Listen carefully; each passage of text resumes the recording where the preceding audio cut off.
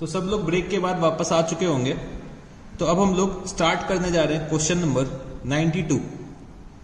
तो question number 92 में क्या दे रखा हुआ है, Shikhar and Rohit were partners in a firm sharing profits in the ratio of 7:3।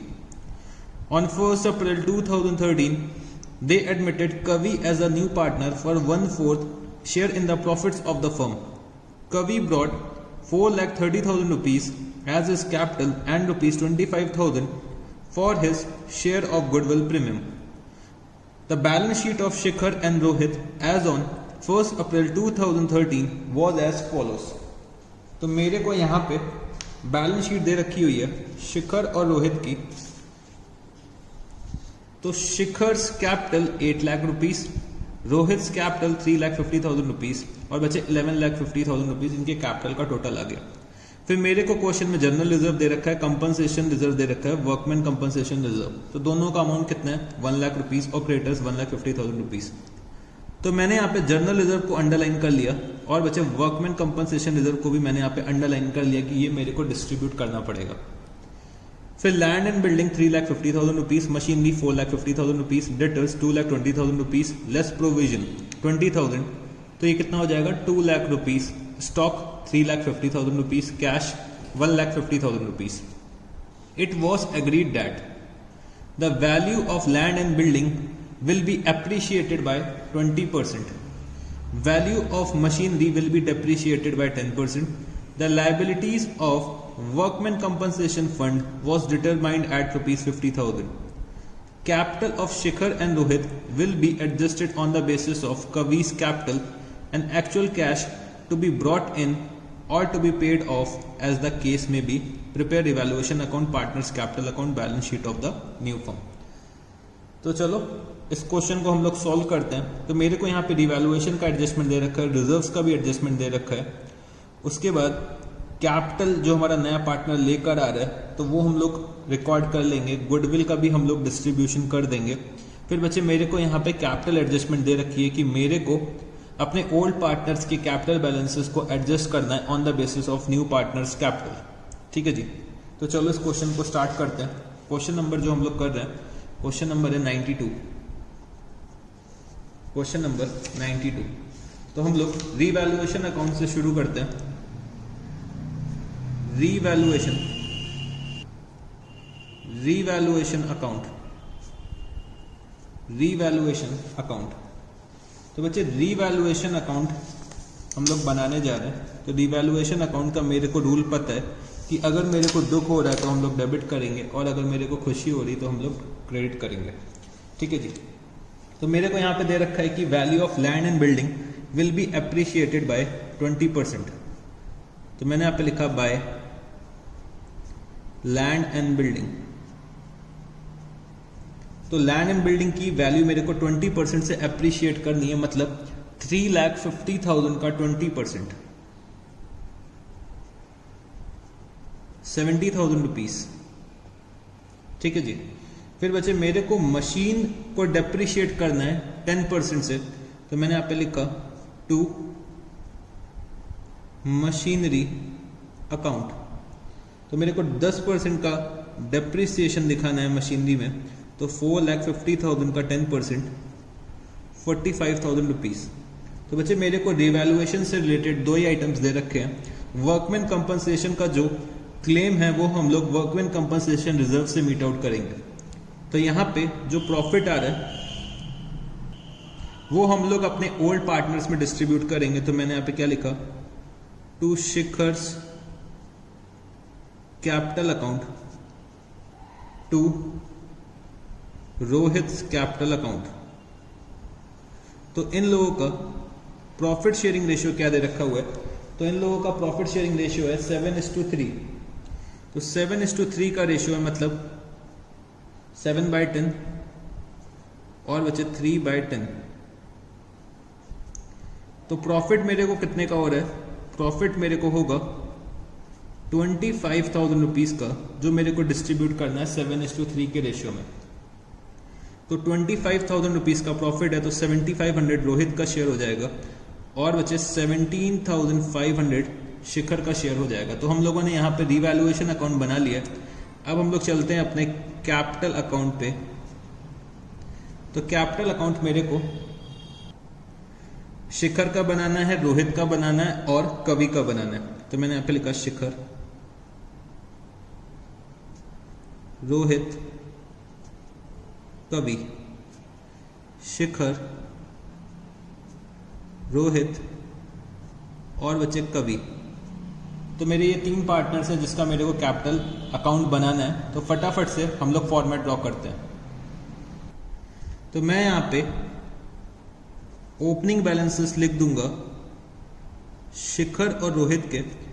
तो शिखर का है 8 लाख, रोहित का है 3,50,000 रुपीज। ठीक है जी, शिखर का है 8 लाख और रोहित का है 3,50,000 रुपीज। अब मेरे को रिवैल्यूएशन का प्रॉफिट डिस्ट्रीब्यूट करना है। तो बाय रिवैल्यूएशन अकाउंट प्रॉफिट आ रहा है 17,500 और बचे 7,500 रुपीज।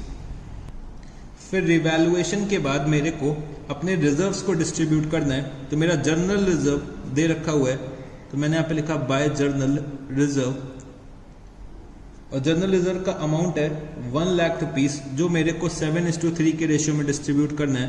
तो 70,000 और बचे 30,000 रुपीज। वर्कमैन कंपनसेशन रिजर्व मेरे को दे रखा हुआ है और मेरे को वर्कमैन कंपनसेशन की लायबिलिटी दे रखी है। तो बच्चे 50,000 की लायबिलिटी हम लोग मीट आउट करेंगे रिजर्व से और रिमेनिंग अमाउंट हम लोग डिस्ट्रीब्यूट कर देंगे। तो रिमेनिंग अमाउंट कितना बचेगा 50,000 का। 50,000 की लायबिलिटी दे रखी है। तो bye workman compensation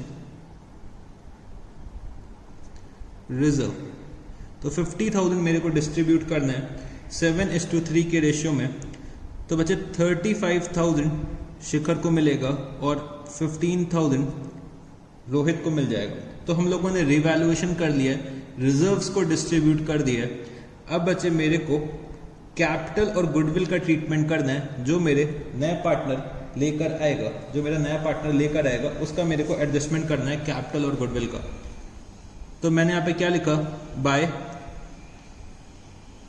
cash account, by cash account.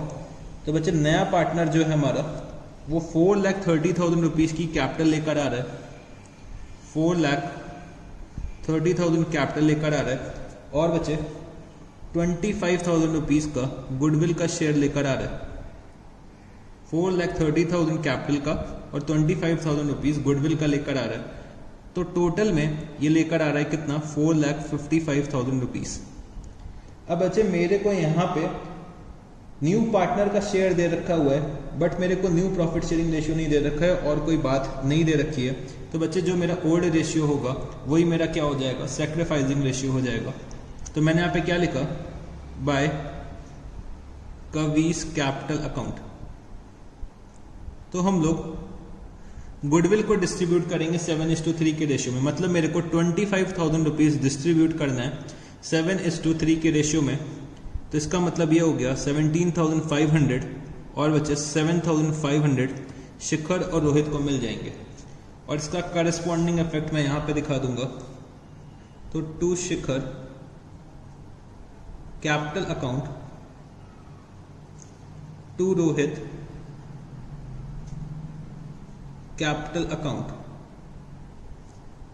तो ये लोग जो शेयर कर रहे हैं वो बच्चे 7:3 के रेशियो में कर रहे हैं।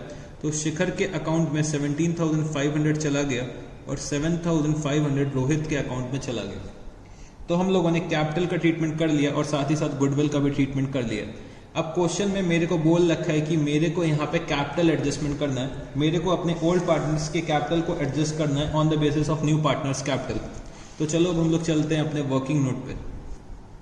वर्किंग नोट, तो बच्चे मेरे को यहाँ पे न्यू पार्टनर का प्रॉफिट शेयरिंग रेशियो चाहिए होगा। मतलब मेरे जितने भी पार्टनर्स हैं उनका मेरे को प्रॉफिट शेयरिंग रेशियो चाहिए होगा, न्यू प्रॉफिट शेयरिंग रेशियो जो भी होगा। तो मैंने यहाँ पे क्या लिखा, calculation of new profit sharing ratio.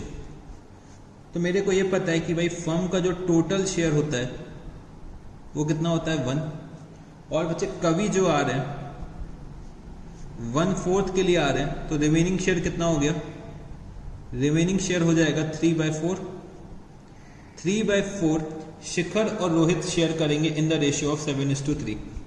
तो मेरे को यहाँ पे शिखर का शेयर चाहिए और बच्चे मेरे को रोहित का शेयर चाहिए। तो शिखर का शेयर कितना आ जाएगा? शिखर का शेयर आ जाएगा 3/4 इंटू 7/10 और बच्चे रोहित का शेयर आ जाएगा 3/4 इंटू 3/10। तो यहाँ पे हो जाएगा 21/40, यहाँ हो जाएगा 9/40, ठीक है जी, 21/40, 9/40। और बच्चे कवि का जो शेयर है वो कितना है? 1/4 मतलब 10/40। तो नया प्रॉफिट शेयरिंग रेशियो क्या हो गया? 21:9:10। ठीक है जी, नया प्रॉफिट शेयरिंग रेशियो क्या हो जाएगा? 21:9:10। अब मेरे को कैपिटल्स को एडजस्ट करना है, तो मैंने यहाँ पे क्या लिखा? Adjustment of capital. Adjustment of capital, तो एडजस्टमेंट ऑफ कैपिटल के लिए मैंने यहाँ पे क्या लिखा? शिखर, रोहित और बच्चे कवि। ठीक है जी, मैंने यहाँ पे लिखा new capital minus old capital, new capital minus old capital. तो मेरे को न्यू कैपिटल के लिए क्या चाहिए होगा? Total capital of the firm. तो मैंने यहाँ पे लिखा total capital of the firm is equal to, बच्चे जो हमारा कवि था वो 4,30,000 रुपीज की कैपिटल लेकर आ रहा है 1/4 शेयर के लिए। 1/4 शेयर के लिए 4,30,000 रुपीज की कैपिटल लेकर आ रहा है। तो बच्चे फर्म की कैपिटल कितनी हो जाएगी? 4,30,000 इंटू 4, 4,30,000 इंटू 4, तो ये हो जाएगा 17,20,000 रुपीज। फर्म की कैपिटल कितनी हो गई? 17,20,000 रुपीज। ठीक है जी, अब बच्चे मेरे को यहाँ पे न्यू कैपिटल निकालना है। तो शिखर का शेयर जो है वो है 21/40, रोहित का है 9/40 और बच्चे कवि का है 10/40।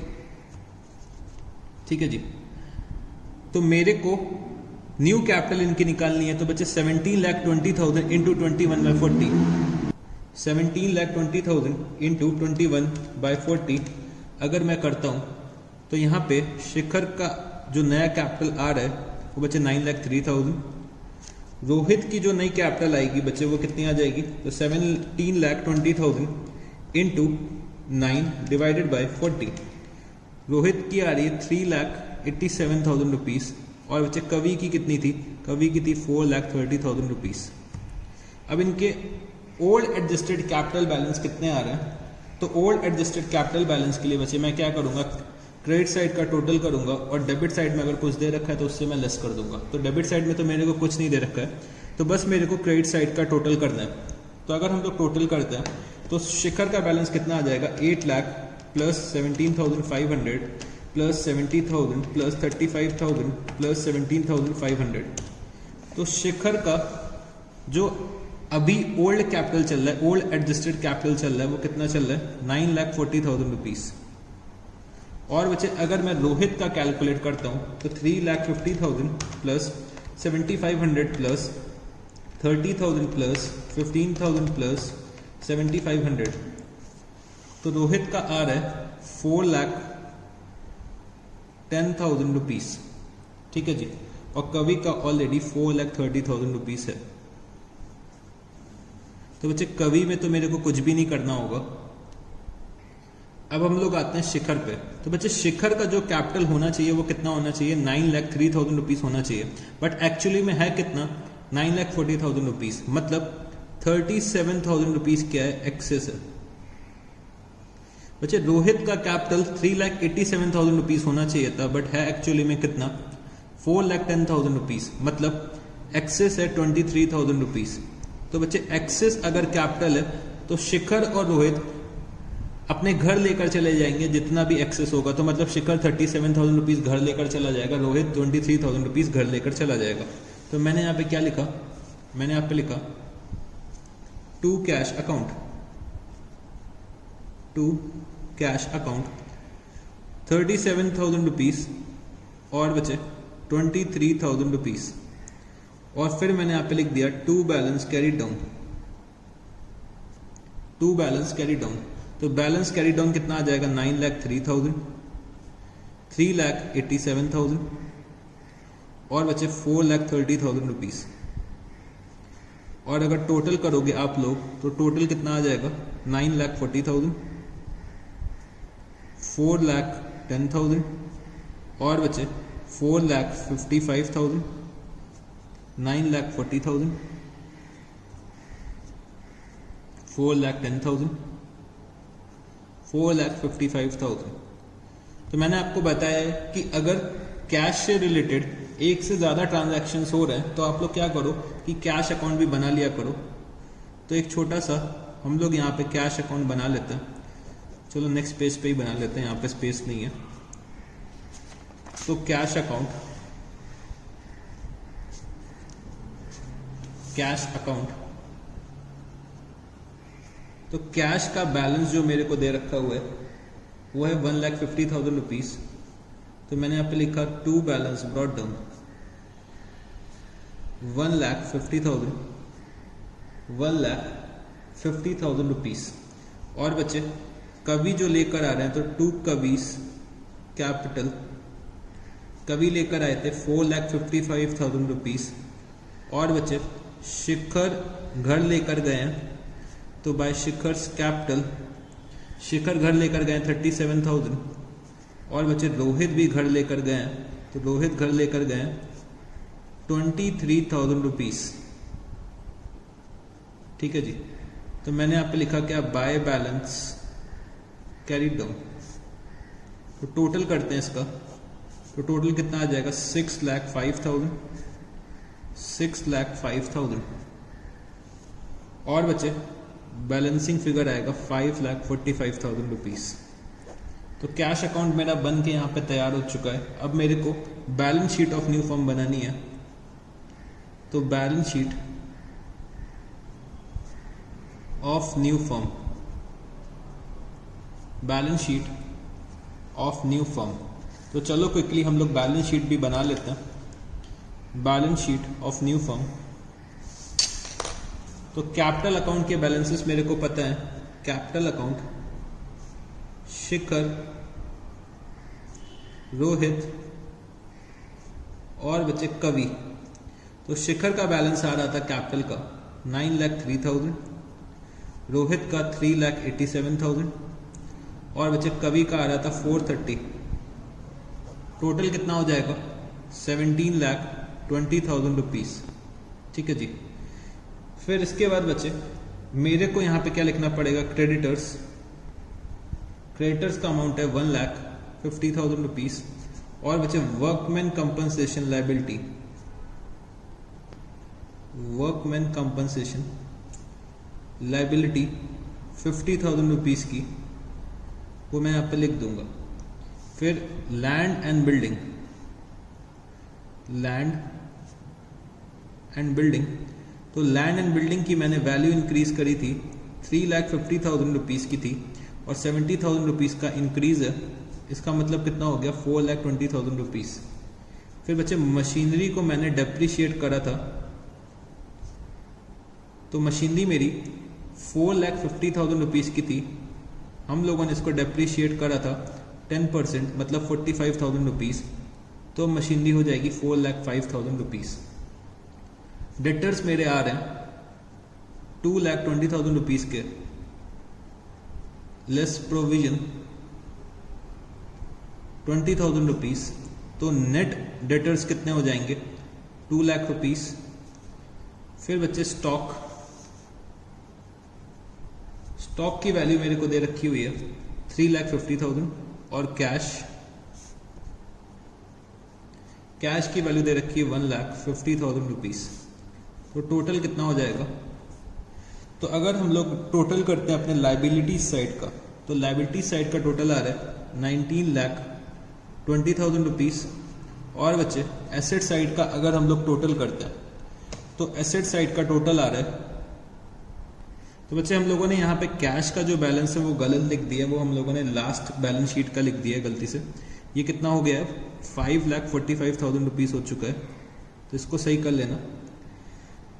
तो अगर इसको सही कर लोगे तो अब मेरे बैलेंस शीट का जो टोटल आएगा वो कितना आ जाएगा, 19,20,000 रुपीज़। ठीक है जी। तो अगर हम लोग सब कुछ सही करेंगे तो हमारा बैलेंस शीट का जो टोटल है वो हमेशा टैली कर जाएगा। तो हम लोगों ने यहाँ पे क्वेश्चन नंबर 92 कंप्लीट कर लिया है। ठीक है जी। तो मेरे ख्याल से कोई दिक्कत नहीं होनी चाहिए कि अगर कैपिटल एडजस्टमेंट आपसे बोल रहा है क्वेश्चन में करने के लिए तो आप लोग इजीली कर सकते हैं। तो चलो अब हम लोग चलते हैं अपने नेक्स्ट क्वेश्चन पे। तो बच्चे क्वेश्चन नंबर 95। तो क्वेश्चन नंबर 95 में मेरे को क्या दे रखा हुआ है, following is the balance sheet of Abhay and Vinay as at 31st March 2014। Creditors 13,000 rupees, employees provident fund 8,000 rupees. तो एम्प्लॉयज प्रोविडेंट फंड मेरी क्या होती है, लायबिलिटी होती है। तो बच्चे फंड देख को इसको डिस्ट्रीब्यूट मत कर देना। बहुत से बच्चे क्या करते हैं, कंफ्यूज हो जाते हैं कि यहाँ पे फंड लिखा हुआ है तो फंड ये लोग सोचते हैं कि भाई ये पार्टनर्स का फंड होगा, तो ये लोग क्या करते हैं, डिस्ट्रीब्यूट कर देते हैं। तो ऐसी गलती मत करना। एम्प्लॉयज प्रोविडेंट फंड हमेशा मेरी क्या होती है, आउटसाइड लायबिलिटी होती है। वर्कमैन कंपनसेशन फंड को मेरे को डिस्ट्रीब्यूट करना है तो मैंने इसको अंडरलाइन कर लिया। फिर बच्चे कैपिटल अकाउंट के बैलेंसेस दे रखे हुए हैं अभा और विनय के, तो 55,000 और 30,000 रुपीज। तो टोटल कैपिटल कितना हो गया, 85,000 रुपीज। फिर बैंक का बैलेंस दे रखा है 15,000 rupees, debtors less provision 21,000 rupees, stock 10,000 rupees, plant and machinery 60,000 rupees. Goodwill बच्चे अपियर हो रही है तो मेरे को गुडविल को राइट ऑफ करना है और प्रॉफिट एंड लॉस अकाउंट का डेबिट बैलेंस आ रहा है तो ये भी मेरे को राइट ऑफ करना पड़ेगा। फिर मेरे को क्वेश्चन में दे रखा है कि Chitra was admitted as a partner for 1/4 share in the profits of the firm. It was decided that bad debts amounted to ₹1,500 will be written off. Stock worth ₹8,000 was taken over by Abha and Binay at book value in their profit sharing ratio. The remaining stock was valued at ₹2,500. Plant and machinery and goodwill were valued at ₹32,000 and 20,000 respectively. Chitra brought her share of goodwill in cash. Chitra will bring proportionate capital and the capital of Abha and Binay will be adjusted in their profit sharing ratio by bringing in or paying off cash as the case may be. Prepare revaluation account and partners capital account. तो बच्चे एक नई partner आ रही है चित्रा। तो चित्रा जो आ रही है वो बच्चे अपने गुडविल का शेयर लेकर आ रही है। तो गुडविल की वैल्यू मेरे को दे रखी है तो इससे हम लोग क्या करेंगे, उनका गुडविल का शेयर निकाल लेंगे। तो 20,000 फर्म की गुडविल की वैल्यू दे रखी है और वो बच्चे 1/4 शेयर के लिए आ रही है तो गुडविल का शेयर तो हम लोग निकाल लेंगे। और बच्चे चित्रा जो कैपिटल लेकर आ रही है वो मेरे को बताया नहीं गया। ये बोल दिया गया है कि भाई चित्रा जो है वो प्रोपोर्शनेट कैपिटल लेकर आएंगी। तो प्रोपोर्शनल कैपिटल का मतलब क्या हो गया, मेरे को अभा और विनय के कैपिटल को बेस बनाना पड़ेगा चित्रा के कैपिटल को कैलकुलेट करने के लिए। तो मेरे को यहाँ पे चित्रा का मतलब मेरे को पहले total capital of the firm calculate करना पड़ेगा और फिर उसके बेसिस में हम लोग डिटरमाइन करेंगे कि भाई चित्रा का क्या शेयर है। फिर इसमें यह भी दे रखा गया है कि भाई अभा और विनय का जो कैपिटल है वो बच्चे हम लोगों को क्या करना है, प्रॉफिट शेयरिंग रेशियो में एडजस्ट भी करना है। तो चलो वो भी हम लोग एडजस्ट कर लेंगे। तो चलो इस क्वेश्चन को स्टार्ट करते हैं। तो बच्चे इस क्वेश्चन में मैं कहाँ से स्टार्टिंग करूंगा, मैं हमेशा रिवैल्यूएशन से स्टार्टिंग करता हूँ। तो मैं अपने ऑर्डर को फॉलो करूंगा। तो पहले रिवैल्यूएशन, फिर रिजर्व, फिर बच्चे कैपिटल और गुडविल, फिर बच्चे कैपिटल गुडविल के बाद हम लोग क्या करेंगे, कैपिटल एडजस्टमेंट करेंगे जो हमारा अदर एडजस्टमेंट का पार्ट हो जाएगा। तो हम लोग चलो शुरू करते हैं रिवैल्यूएशन से। तो क्वेश्चन नंबर हम लोग जो कर रहे हैं क्वेश्चन नंबर 95। Question number 95। तो क्वेश्चन नंबर 95 में मैं बनाने जा रहा हूं रिवैल्यूएशन अकाउंट। Revaluation account.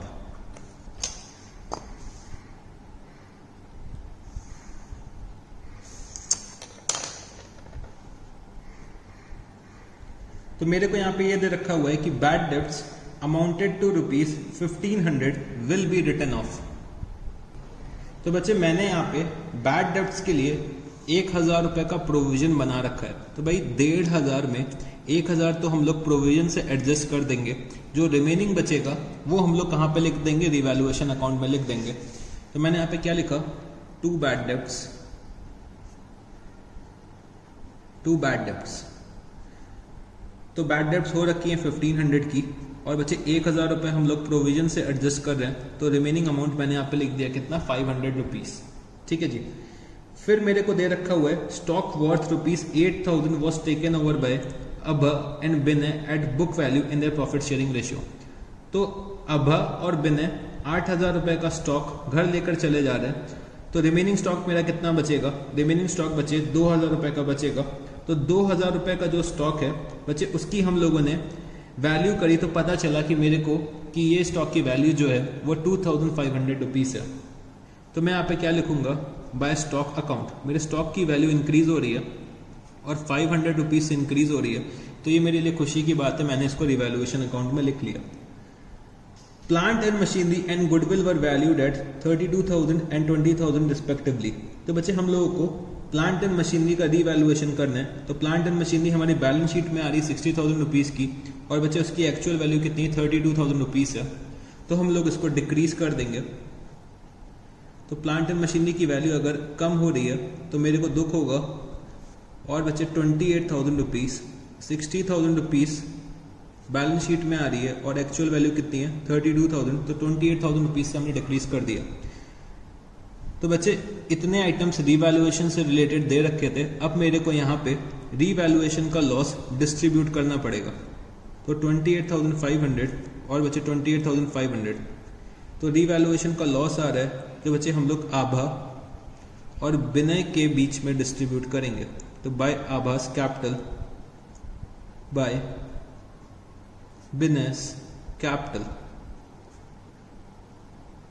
तो इन लोगों का प्रॉफिट शेयरिंग रेशियो जो है, तो प्रॉफिट शेयरिंग रेशियो दे नहीं रखा है अभा और बिनय का, तो हम लोग ये मानेंगे कि भाई ये लोग जो प्रॉफिट शेयर कर रहे थे वो ये लोग इक्वल शेयर कर रहे थे। क्वेश्चन में ओल्ड प्रॉफिट शेयरिंग रेशियो नहीं दे रखा है, तो इसका मतलब क्या हो गया? ये लोग प्रॉफिट इक्वली शेयर कर रहे होंगे, तो लॉसेस भी ये लोग क्या करेंगे? इक्वली शेयर करेंगे। तो 14,000 रुपये का जो लॉस हो रहा है 14,000 रुपीज़ का, ये दोनों बियर करेंगे। फिर बच्चे अब मेरे को पार्टनर के कैपिटल अकाउंट बनाने हैं, तो चलो पार्टनर का कैपिटल अकाउंट हम लोग बनाते हैं यहाँ पे। तो मैंने यहाँ पे लिखा partners capital account, partners capital account. तो मेरे को यहाँ पे अभा का बनाना है, बिनय का बनाना है, और बच्चे चित्रा का बनाना है। अभा, बिनय और बच्चे चित्रा, आभा, बिनय और चित्रा। तो ये 3 पार्टनर्स हैं जिनका मेरे को कैपिटल अकाउंट बनाना है। तो चलो हम लोग क्विकली बनाते हैं। तो फटाफट से आप लोग फॉर्मेट ड्रॉ कर लीजिए, फिर हम लोग क्वेश्चन को स्टार्ट करते हैं।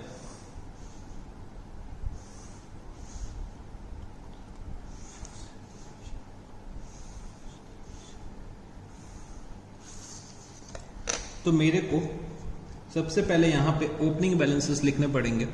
तो by balance brought down,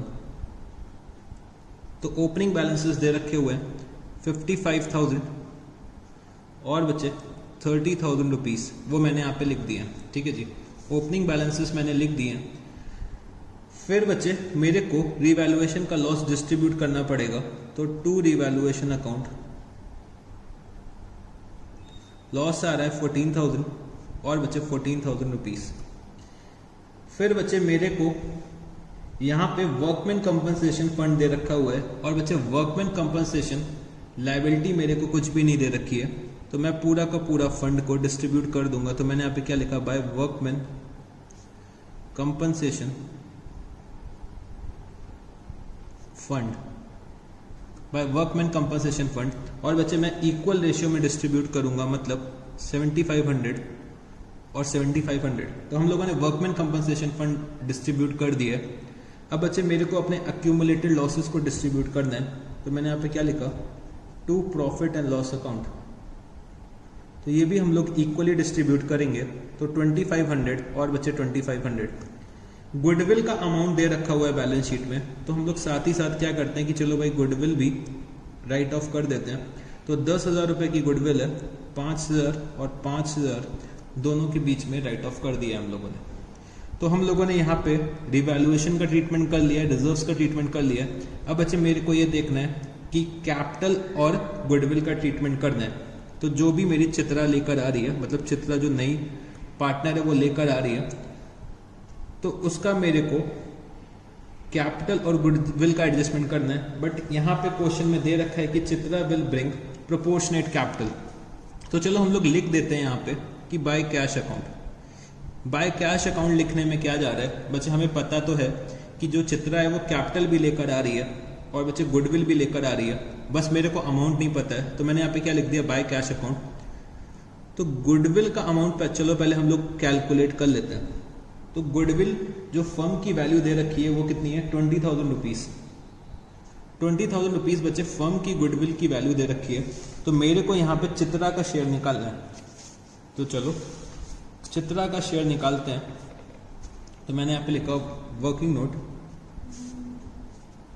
goodwill of the firm, goodwill of the firm जो मेरे को दे रखी है इस rupees 20,000, Chitra's share 20,000 into 1/4। Chitra जो आ रही है वो 1/4 शेयर के लिए आ रही है, मतलब चित्रा का कितना शेयर हो गया, 5,000 रुपए। तो चित्रा जो है वो 5,000 रुपए गुडविल का शेयर लेकर आएंगी। तो मैंने यहाँ पे क्या लिखा, मैंने यहाँ पे लिख दिया कि भाई जो भी ये कैपिटल का लेकर आएंगी वो हम लोग बाद में लिख देंगे, मतलब जितना भी अमाउंट ये कैपिटल का लेकर आएंगे वो हम लोग बाद में लिख देंगे, बट गुडविल का अमाउंट मैंने 5,000 लिख दिए। तो चलो अब हम लोग क्या करते हैं, गुडविल को डिस्ट्रीब्यूट भी कर देते हैं। गुडविल को हम लोग डिस्ट्रीब्यूट भी कर देते हैं, क्योंकि मेरे को गुडविल का अमाउंट तो पता ही चल गया ना, तो हम लोग गुडविल का तो डिस्ट्रीब्यूशन कर ही सकते हैं। तो चलो पहले हम लोग गुडविल को डिस्ट्रीब्यूट कर लेते हैं। कैपिटल का अमाउंट जब कभी भी मेरे को पता चल जाएगा तब हम लोग यहाँ पे लिख देंगे। कैपिटल का अमाउंट जब कभी भी हम लोगों को पता चल जाएगा तब हम लोग यहाँ पे लिख देंगे, बट गुडविल का अमाउंट तो मेरे को पता है ना, तो हम लोग गुडविल का अमाउंट तो लिख ही सकते हैं, और गुडविल का अमाउंट हम लोग डिस्ट्रीब्यूट भी कर सकते हैं। तो मैंने यहाँ पे क्या लिखा, बाय चित्रास कैपिटल अकाउंट, और मेरे को प्रॉफिट शेयरिंग रेशियो में, मतलब मेरे को सैक्रिफाइसिंग रेशियो में, सॉरी मेरे को सैक्रिफाइसिंग रेशियो में गुडविल का डिस्ट्रीब्यूशन करना पड़ेगा। तो मेरे को यहाँ पे चित्रा का शेयर दे रखा हुआ है, और ओल्ड पार्टनर्स का जो प्रॉफिट शेयरिंग रेशियो है वो है बच्चे 1:1। 1:1 का रेशियो है, और मेरे को और कुछ क्वेश्चन में नहीं दे रखा है। तो इसका मतलब क्या हो गया, इसका मतलब बच्चे ये हो गया कि जो हमारा ओल्ड प्रॉफिट शेयरिंग रेशियो है वही हमारा क्या हो जाएगा, सैक्रिफाइसिंग रेशियो हो जाएगा। तो 5,000 रुपए को मेरे को डिस्ट्रीब्यूट करना है 1:1 के रेशियो में, मतलब 2500 और 2500। इसका करस्पॉन्डिंग इफेक्ट हम लोग यहाँ पे दिखा देंगे। तो हम लोग यहाँ पे क्या लिख देंगे, टू अभास कैपिटल, और बचे टू चित्रास कैपिटल 2500 रुपीज, और बचे 2500 रुपीज। तो हम लोगों ने गुडविल का डिस्ट्रीब्यूशन कर दिया। गुडविल का डिस्ट्रीब्यूशन करने के बाद बचे मैं अपना ये देखता हूं कि मेरे को अदर एडजस्टमेंट्स और क्या क्या दे रखी हुई हैं। तो अदर एडजस्टमेंट में मेरे को कैपिटल एडजस्टमेंट दे रखी है, मतलब कैपिटल एडजस्टमेंट दे रखी है, और मेरे को यहाँ पे चित्रा का शेयर भी निकालना है। और बच्चे अदर एडजस्टमेंट में मेरे को यहाँ पे ये दे रखा हुआ है कि stock worth ₹8,000 was taken over by Abha and Binay at book value in their profit sharing ratio, मतलब 8,000 रुपए का स्टॉक ये लोग घर लेकर चले गए। तो चलो बच्चे इसका हम लोग ट्रीटमेंट कर लेते हैं। तो स्टॉक ये लोग घर लेकर जा रहे हैं प्रॉफिट शेयरिंग रेशियो में, और प्रॉफिट शेयरिंग रेशियो क्या है, 1:1 का, मतलब 8,000 का हाफ ले जाएंगे अब, और बिना कितना लेकर जा रहे हैं, हाफ लेकर जा रहे हैं, मतलब 4-4 हज़ार रुपए का स्टॉक दोनों लोग लेकर चले गए। तो हम लोगों ने स्टॉक का ट्रीटमेंट कर लिया है। अब बच्चे मेरे को क्या करना है, कैपिटल एडजस्टमेंट करना है और चित्रा की कैपिटल निकालनी है। तो चलो अब हम लोग चलते हैं अपने वर्किंग नोट पे। वर्किंग नोट पे आते हैं और हम लोग यहां पे लिखते हैं calculation of capital of Chitra and adjustment of capital.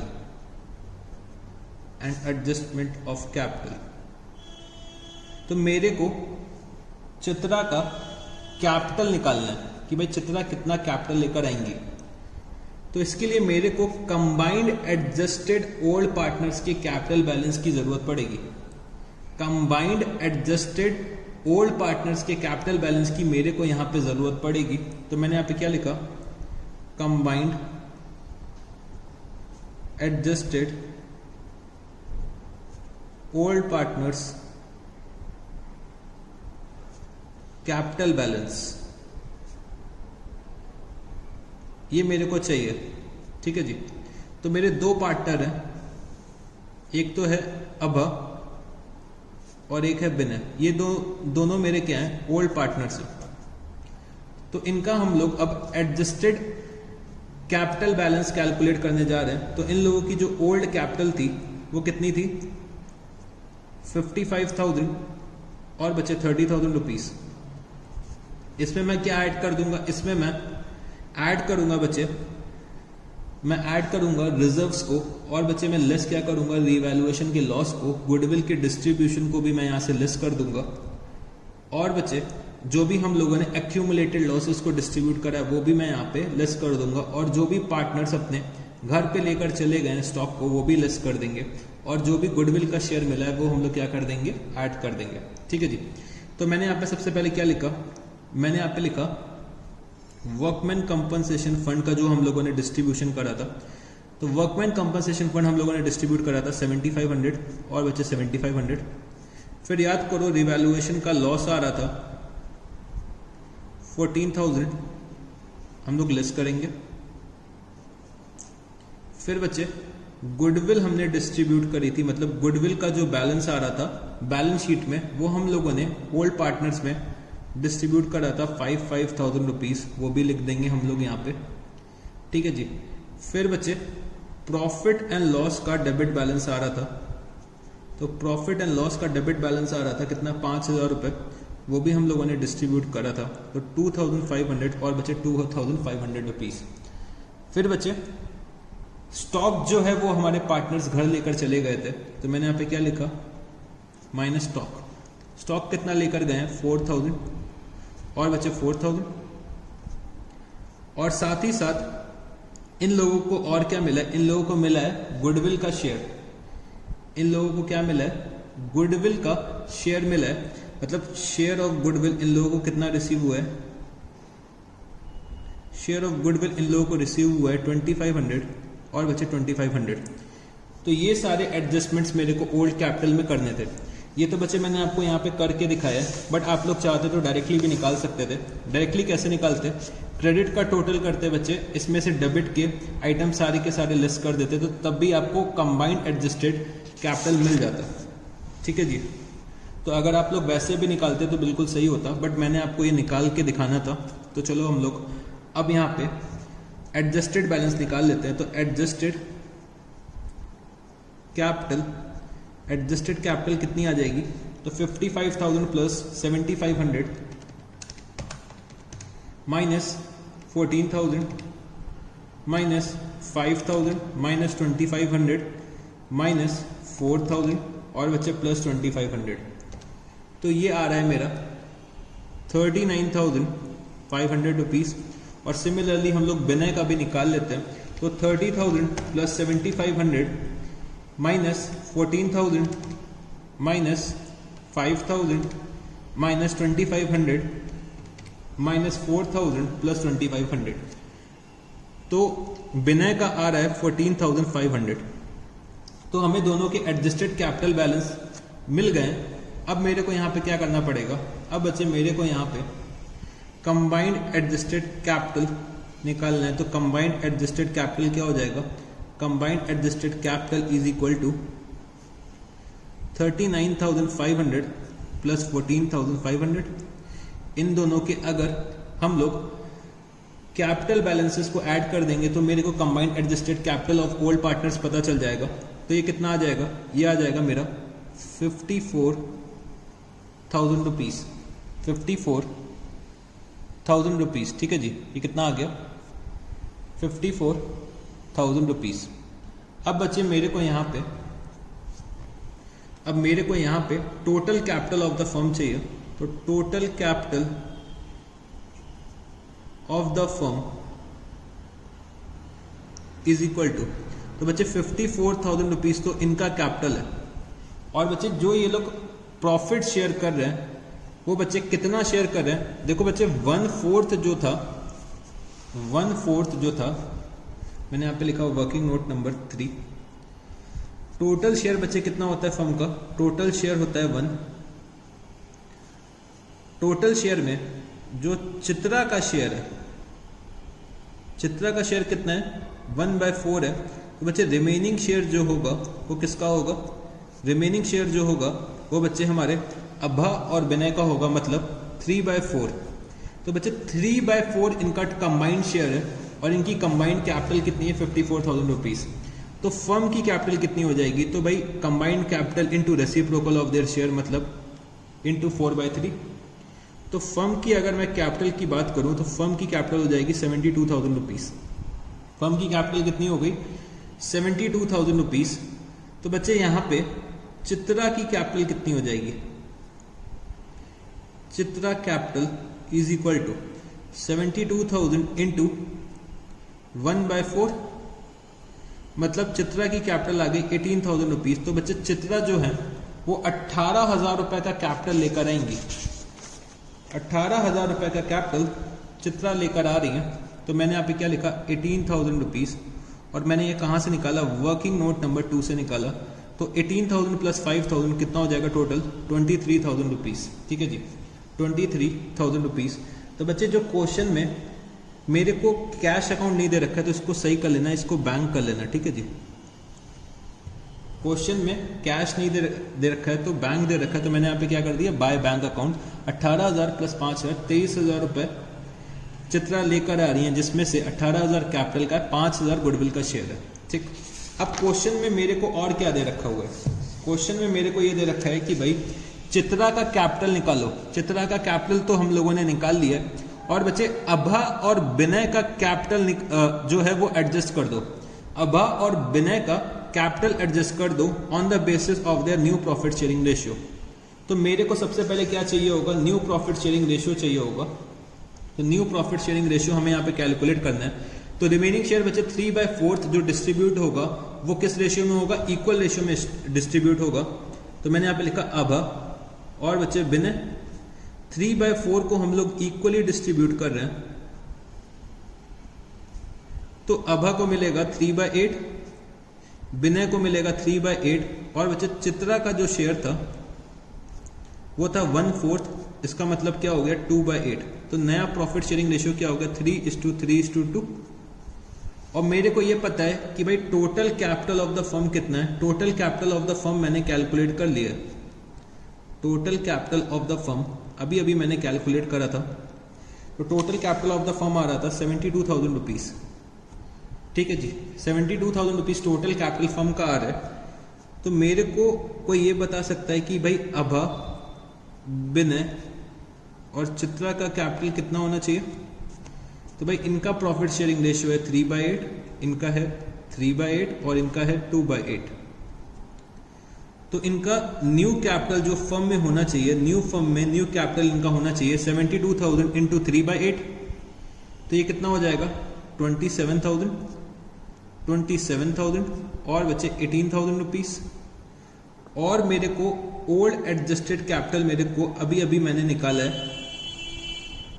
Old adjusted capital मैंने अभी अभी कैलकुलेट करा है। कितना आ रहा है 39,500 और बचे 14,500 और इनका तो हम लोग ऑलरेडी 18,000 कैलकुलेट कर चुके हैं। तो चित्रा को तो कोई भी एडजस्टमेंट नहीं करनी है, आभा और विनय को एडजस्टमेंट करना पड़ेगा। तो आभा का कैपिटल होना चाहिए 27,000 रुपए 27,000 रुपीज, बट है एक्चुअली में कितना 39,500 रुपीज। तो आभा जो है वो 12,500 रुपए, 12,500 रुपए जो एक्सेस है वो घर लेकर चली जाएंगी। और बच्चे जो विनय है वो बच्चे घर से पैसे लेकर आएंगे। मतलब उनका 27,000 रुपए का कैपिटल होना चाहिए था, बट एक्चुअली में है कितना 14,500। इसका मतलब क्या हो गया 12,500 ये घर से लेकर आएंगे। तो इनका क्या शॉर्टफॉल है, ठीक है जी, यहाँ पे शॉर्टफॉल है इनका 12,500 का, इनका एक्सेस है कितना 12,500। तो चलो मैं यहाँ पे क्या लिखता हूं, बाय बैंक अकाउंट। तो विनय लेकर आ रहे हैं 12,500 और चित्रा घर लेकर जा रही हैं, सॉरी जो घर लेकर जा रही है आभा लेकर जा रही है, तो 12,500 आभा घर लेकर जा रही है। तो अब मेरा यहाँ पे बैलेंस कैरी डाउन कितना आ जाएगा, तो टू बैलेंस कैरी डाउन 27,000 और बचे 18,000 रुपीज़। तो चलो इसका टोटल भी कर लेते हैं। तो टोटल जो इसका आएगा वो कितना आएगा, तो आभा का आ जाएगा 65,000 रुपीज़। फिर बचे अगर मैं विनय का करता हूं तो विनय का आ जाएगा 52,500 और बचे चित्रा का 23,000 रुपीज़। तो बच्चे हम लोगों को क्वेश्चन नंबर 95 में पार्टनर के कैपिटल अकाउंट को बनाना था और साथ ही साथ रिवैल्यूएशन अकाउंट बनाना था। तो हम लोगों ने पार्टनर के कैपिटल अकाउंट को भी बना लिया और रिवैल्यूएशन अकाउंट को भी बना लिया। क्वेश्चन में हमसे बोला नहीं है कि बैलेंस शीट बनाओ, बट फिर भी हम लोग बैलेंस शीट बना लेते हैं कि चलो भाई बैलेंस शीट कैसी बनेगी हम लोग देखते हैं एक बार। तो बैलेंस शीट बस बच्चे मैं आपको क्या करवा रहा हूँ, सेवा करवा रहा हूँ। ये मैं आपको एक्स्ट्रास में करा रहा हूँ क्योंकि क्वेश्चन में लिखा नहीं है, बट फिर भी हम लोग चलो बैलेंस शीट बना के देखते हैं। तो balance sheet of the new firm,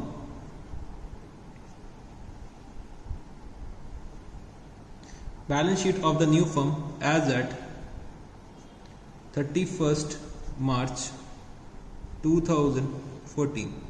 तो बच्चे हम लोग ये क्या कर रहे हैं, सेवा कर रहे हैं।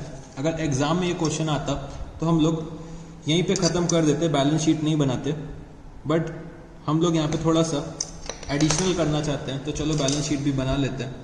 कैपिटल अकाउंट आभा, विनय और बचे चित्रा। आभा का जो बैलेंस आ रहा था 27, विनय का भी 27 और बचे चित्रा का 18,000। टोटल कितना हो जाएगा, टोटल हो जाएगा 72,000 रुपीज़। उसके बाद बच्चे मेरे को ट्रेडर्स का बैलेंस दे रखा हुआ है। ट्रेडर्स का अमाउंट है 13,000। एम्प्लॉयज प्रोविडेंट फंड,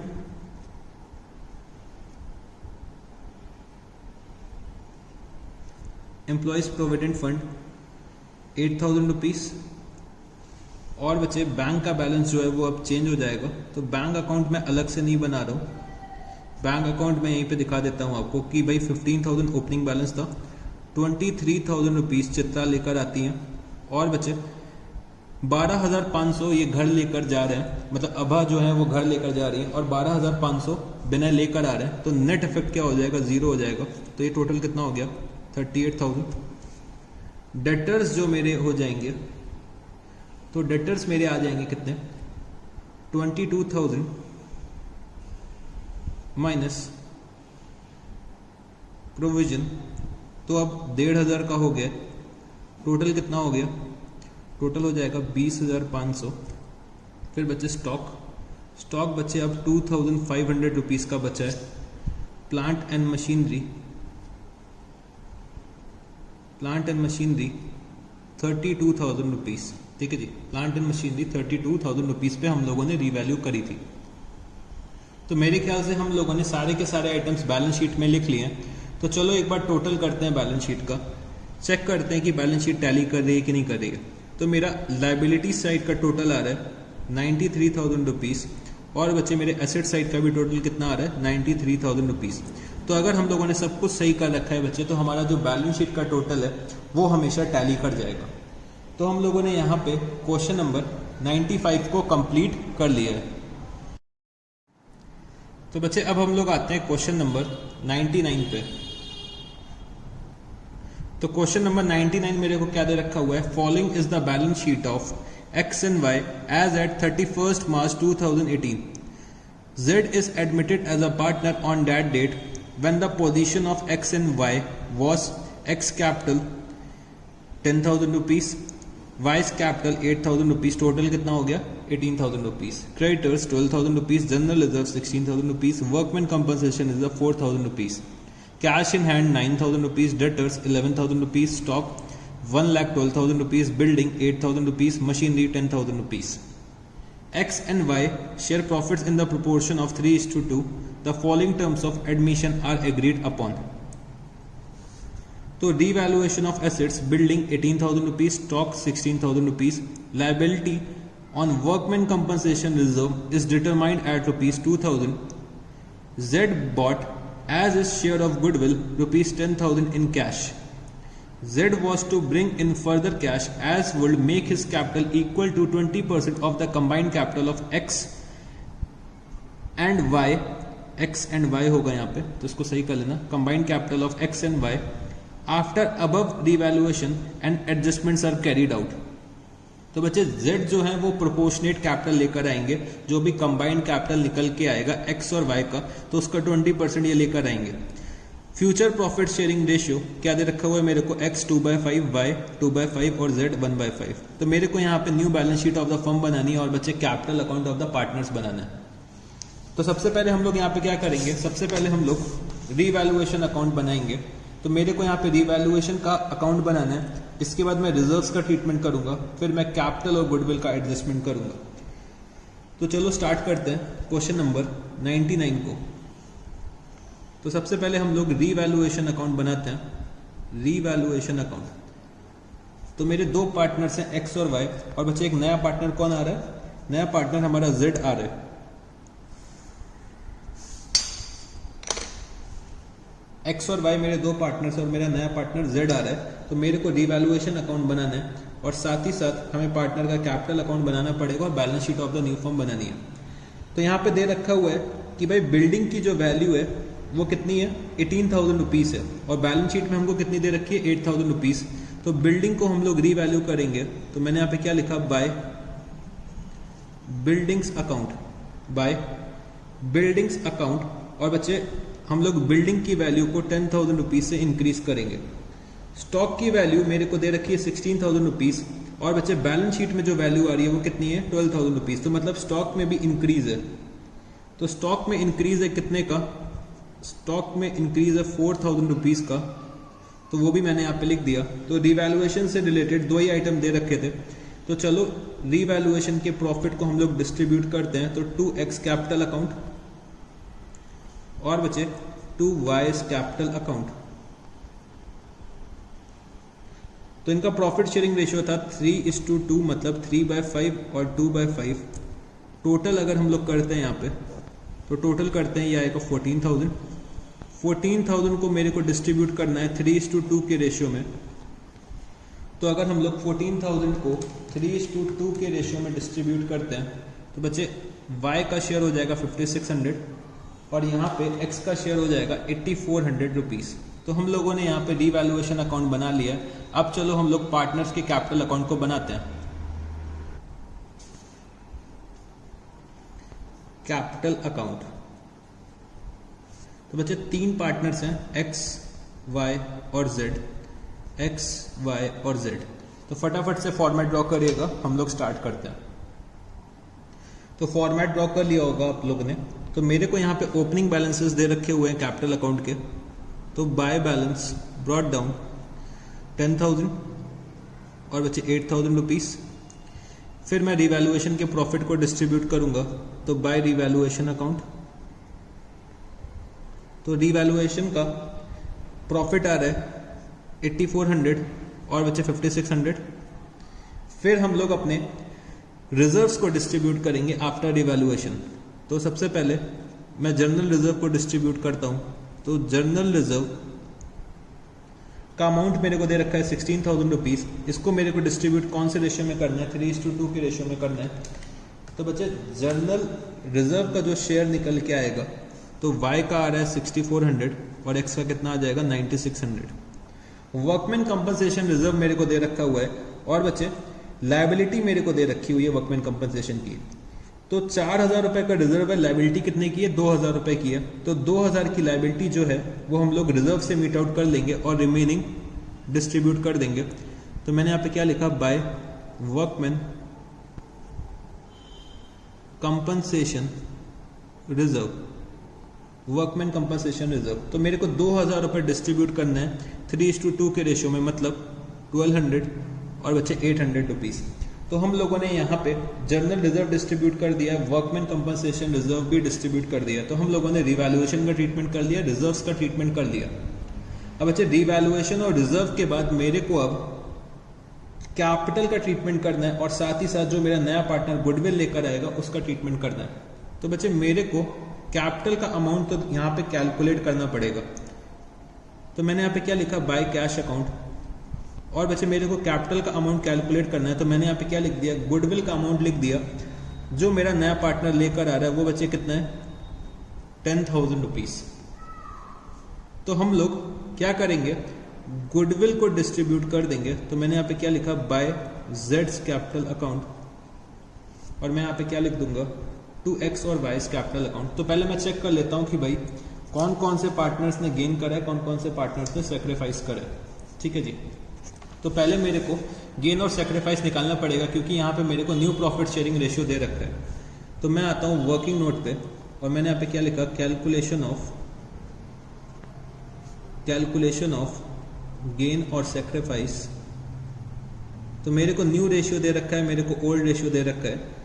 तो मैं यहाँ पे सेक्रीफाइस निकाल लूंगा। तो ओल्ड रेशियो है बच्चे 3:2, जेड का कितना है 0, न्यू रेशियो कितना है 2/5 और बच्चे 1/5। तो x ने सेक्रीफाइस कितना करा, 1/5, y ने कुछ भी सेक्रीफाइस नहीं करा है और z ने गेन करा है कितना, 1/5। तो मतलब पूरा का पूरा गुडविल का शेयर किसको मिलेगा, x को मिलेगा। तो मैंने यहाँ पे क्या लिखा, 10,000 रुपीज x में ट्रांसफर कर दिए, और बच्चे मैंने यहाँ पे क्या लिखा, 2x कैपिटल अकाउंट। तो y ने सेक्रीफाइस नहीं करा है, तो y को गुडविल का शेयर नहीं मिलेगा। तो यहाँ पे मैंने क्या लिखा, 10,000 रुपीज। तो हम लोगों ने यहाँ पे गुडविल डिस्ट्रीब्यूट कर दिए। अब हम लोग अपने अदर एडजस्टमेंट में आते हैं, मतलब कैपिटल एडजस्टमेंट में आते हैं। तो मेरे को कैपिटल एडजस्टमेंट के थ्रू z का कैपिटल कैलकुलेट करना है। तो z का कैपिटल कैलकुलेट करने के लिए मेरे को combined adjusted capital of old partners पता होना चाहिए। तो मैंने यहाँ पे लिखा कैलकुलेशन ऑफ z's कैपिटल। तो कंबाइंड एडजस्टेड कैपिटल मेरे को चाहिए बच्चे। तो कंबाइंड एडजस्टेड कैपिटल मेरे को निकालना है, x का चाहिए और मेरे को y का चाहिए। ठीक है जी। तो चलो हम लोग क्रेडिट साइड का टोटल करते हैं और डेबिट साइड से लेस कर देते हैं। तो भाई डेबिट साइड में तो कुछ आ ही नहीं रहा है, तो सिर्फ और सिर्फ मेरे को क्रेडिट साइड का टोटल करना पड़ेगा। तो 10,000 प्लस 8,400 प्लस 9,600 प्लस 1,200 प्लस 10,000, तो ये आ रहा है 39,200। तो 39,200 मैंने यहाँ पे लिखा। और बच्चे y का अगर मैं टोटल करता हूँ तो 8,000 प्लस 5,600 प्लस 6,400 प्लस 800। तो y का टोटल कितना आ जाएगा, y का टोटल आ रहा है 20,800 रुपीज। तो अगर मैं कंबाइन करता हूँ इनको, तो कंबाइन करके ये कितना हो जाएगा बच्चे, कंबाइन करके हो जाएगा 60,000 रुपीज। तो बच्चे 60,000 रुपीज इन दोनों का क्या है, कंबाइंड कैपिटल है। कंबाइंड कैपिटल कितना है इनका, 60,000 रुपीज है। और इन दोनों का अगर मैं कंबाइंड शेयर की बात करूं तो इनका कंबाइंड शेयर कितना है बच्चे, इनका कंबाइंड शेयर हो जाएगा 4/5। इनका कंबाइंड शेयर कितना है, 4/5। तो टोटल कैपिटल फर्म की कितनी हो जाएगी, total capital of new firm is equal to 60,000 into 5/4। बच्चे 60,000 की कैपिटल है 4/5 शेयर के लिए। तो टोटल कैपिटल फर्म की कितनी हो जाएगी, टोटल कैपिटल हो जाएगी 75,000 रुपीज।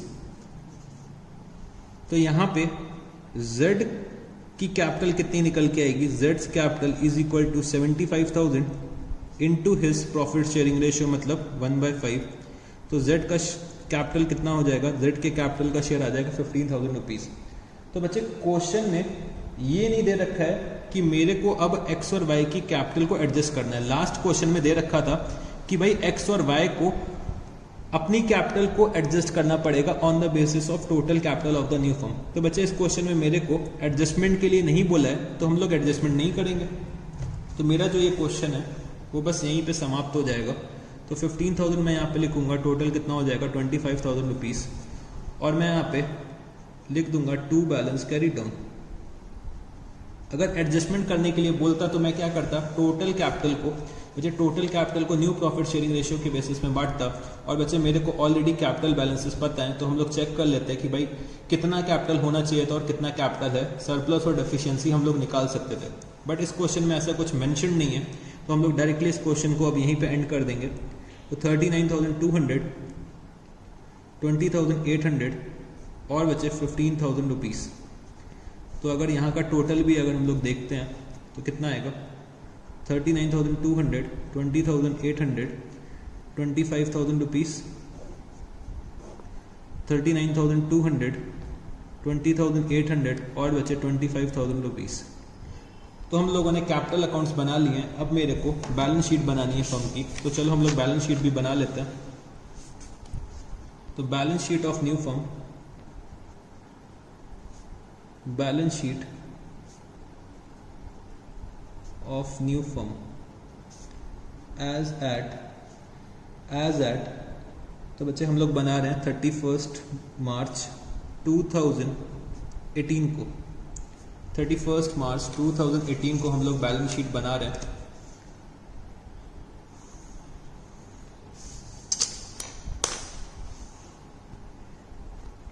तो मैंने यहाँ पे लिखा कैपिटल अकाउंट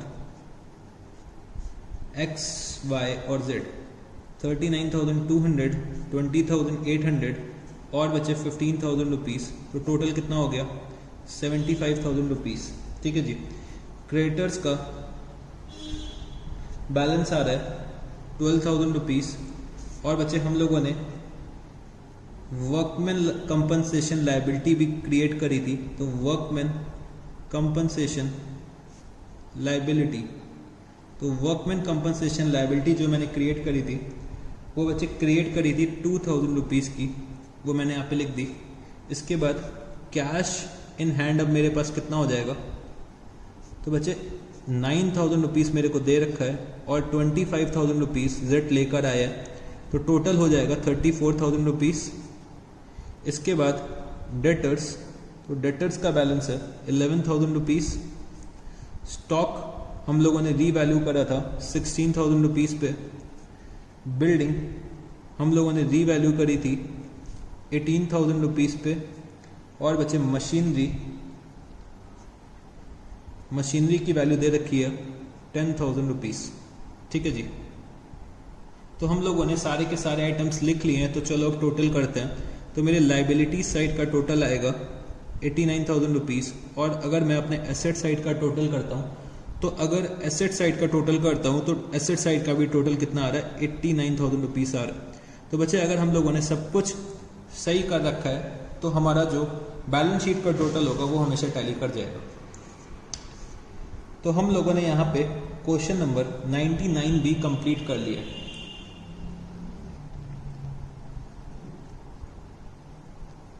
तो बच्चे आज के लिए हम लोग इतना ही रखते हैं। तो मेरे बस अब 2 क्वेश्चंस बचे रह गए, 101 और 102, जो बच्चे मैं आपको नेक्स्ट क्लास में करवाऊंगा। और मेरे ख्याल से 40-45 मिनट्स में हमारे जो ये 2 क्वेश्चंस हैं वो भी कंप्लीट हो जाएंगे। तो मतलब जो हमारी लास्ट क्लास होने वाली है एडमिशन की, वो 40 से 50 मिनट्स की होगी, और हम लोग एडमिशन का चैप्टर फिनिश कर देंगे। ठीक है जी। तो चलो अब मेरे साथ आप लोग क्या करिए, होमवर्क नोट कर लीजिए कि आपको होमवर्क में कौन कौन से क्वेश्चंस करने हैं।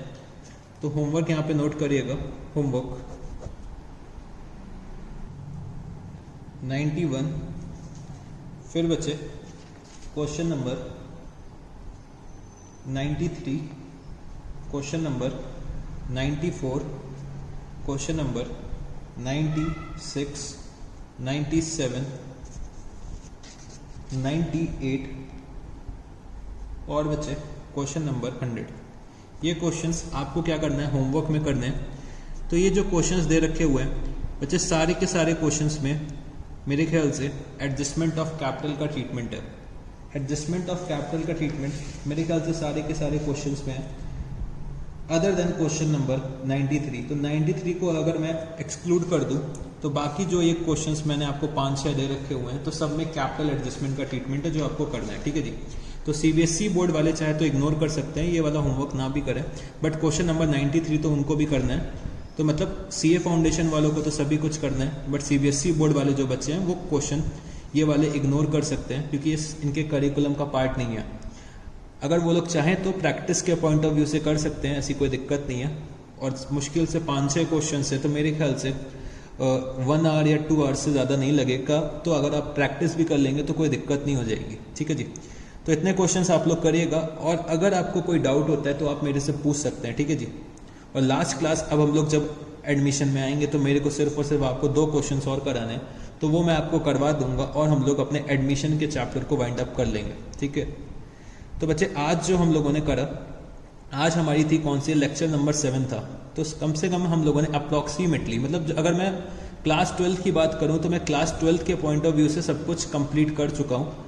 बस मेरे को 2 क्वेश्चंस और प्रैक्टिस कराने हैं। तो मेरे पास पढ़ाने के लिए कुछ भी नहीं है, बस 2 क्वेश्चंस और प्रैक्टिस कराने, 2 क्वेश्चंस और कराने। तो फिर हम लोग आज के लिए इतना ही रखते हैं, नेक्स्ट क्लास में मिलते हैं लास्ट लेक्चर एडमिशन के। तो thank you guys, see you, good night, tata, bye bye.